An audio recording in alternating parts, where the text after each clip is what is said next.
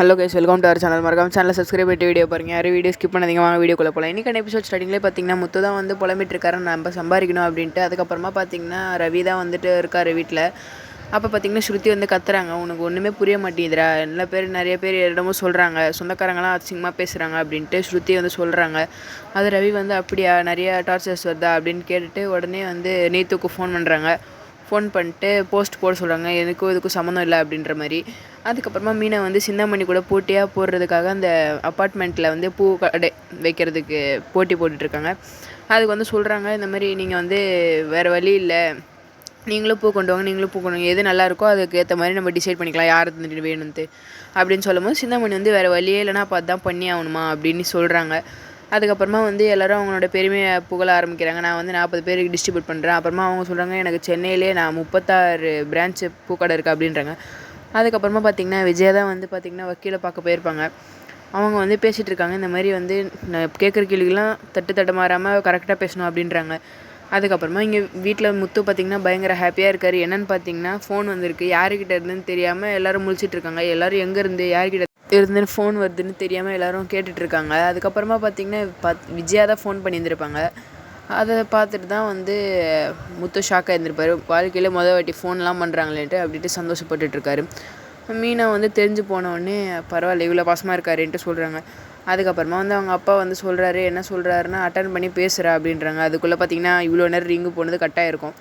அப்போ வந்து மீனா வந்து பரவாயில்ல கரெக்டாக என்ன பண்ண மறுபடியும் ஃபோன் போடுவாங்க அப்படின்னு நம்பிக்கையில் இருக்காங்க. முத்தும் மனோஜும் பார்க்குறாரு. மனோஜ் வந்து இதெல்லாம் அவ்வளோ பெரிய விஷயம் இல்லைன்றாங்க, எனக்கு அது பெரிய விஷயம் தான்டா அப்படின்னு மாதிரி பேசுகிறாங்க.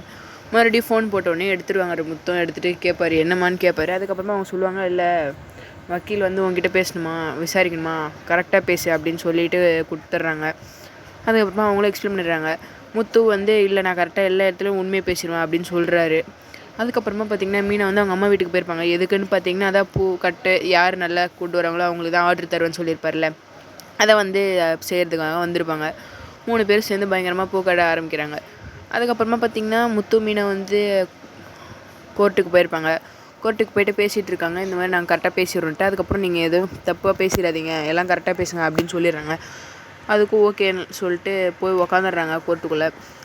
கோர்ட்டுக்குள்ளே உட்காந்தோடனே பார்த்திங்கன்னா ரோஹிணி தான் வந்துடுறாங்க. ரோஹிணி வந்து சொல்கிறாங்க, இந்த மாதிரி எனக்கு வாதாடுறதுக்கு ஜட்ஜி இல்லை அப்படின்னு சொல்கிறாங்க, ஏன்னா எனக்கு அவ்வளோ வசதி இல்லை அப்படின்றாங்க. சரி ஒன்றும் பண்ண முடியாதுன்ட்டு மனோஜ் வக்கீலை வச்சு பேச வைக்கிறாங்க. இதெல்லாம் கேட்டுன்னு அவரும் வந்து ஷாக் ஆகிறாரு, என்னடா இது அப்படின்ட்டு, என்ன பண்ணலாம் அப்படின்னு அவர் யோசிச்சுட்டு இருக்காரு. முத்து மீனா வந்து சொல்கிறாங்க, இந்த மாதிரி நாங்கள் வந்து பேசுகிறோம் அப்படின்ட்டு.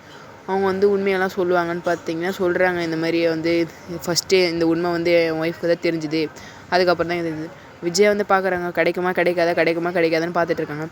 அப்போ வந்து வக்கீல் வந்து பயங்கரமாக பேசுகிறாங்க, கிடைச்சே ஆகணும், அவங்க வேணான்னு சொல்கிறாங்க, அதெல்லாம் ஒத்துக்க முடியாது அப்படின்றாங்க. இல்லை நான் பண்ணது தப்பு தான், ஒரு வாட்டி மன்னிப்பு கேட்கணும் அப்படின்னு சொல்லிட்டு அதோடு இந்த எபிசோடு முடிக்கிறாங்க. மறக்காமல் சேனலை சப்ஸ்கிரைப் பண்ணுங்கள், லைக் பண்ணிடுங்க, ஷேர் பண்ணிடுங்க. நெக்ஸ்ட் எபிசோடில் பார்க்கலாம். பை.